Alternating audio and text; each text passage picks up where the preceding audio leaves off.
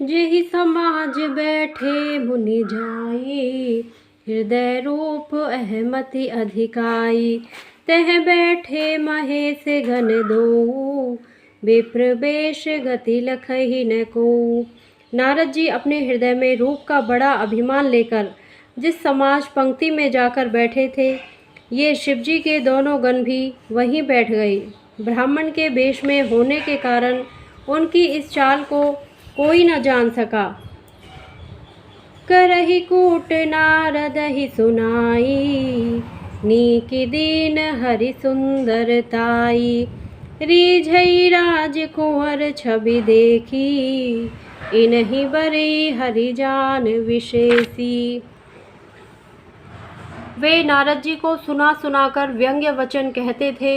भगवान ने इनको अच्छी सुंदरता दी है, इनकी शोभा देखकर राजकुमारी रीझ ही जाएगी और हरि वानर जानकर इन्हीं को खास तौर से बरेगी।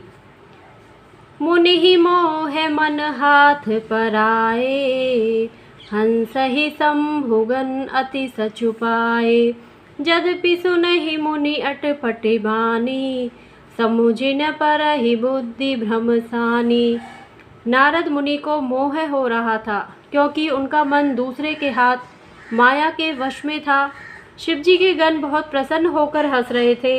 यद्यपि मुनि उनकी अटपटी बातें सुन रहे थे, पर बुद्धि भ्रम में सनी हुई होने के कारण वे बातें उनकी समझ में नहीं आती थी। उनकी बातों को वे अपनी प्रशंसा समझ रहे थे। काहू न लखा सो चरित विशेषा, सो स्वरूप नृप कन्या देखा। मरकट बदन भयंकर देही, देखत हृदय क्रोध भाते ही। इस विशेष चरित्र को और किसी ने नहीं जाना, केवल राजकन्या ने। नारद जी का वह रूप देखा। उनका बंदर का सा मुंह और भयंकर शरीर देखते ही कन्या के हृदय में क्रोध उत्पन्न हो गया। सखी संग लै कुंवरी तब चली जनु राज मराल। देखत फिरहि महीप सब कर सरोज जयमाल। सियावर रामचंद्र पद जय शरणम, मंगल भवन अमंगल हारी।